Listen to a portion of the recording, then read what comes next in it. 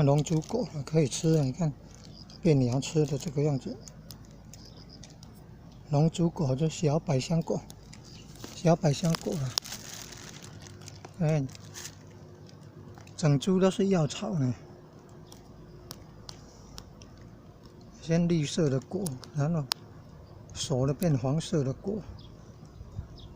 按里面那个籽跟百香果的籽是一样，都是黑黑的，小小的。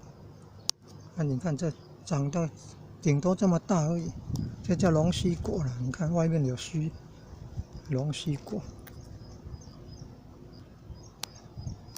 听说好像是降什么火，降什么火气，改善皮肤毛病。哦，可以说形龙须果、龙珠果，香香的呢。像百香果香香的，这个叫做小百香果，A 百香果，迷你型的了百香果。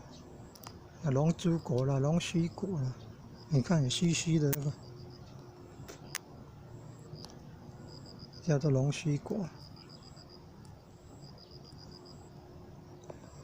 炒都可以，整株哈，晒干后可以做那个药用中药。龙珠果、龙须果。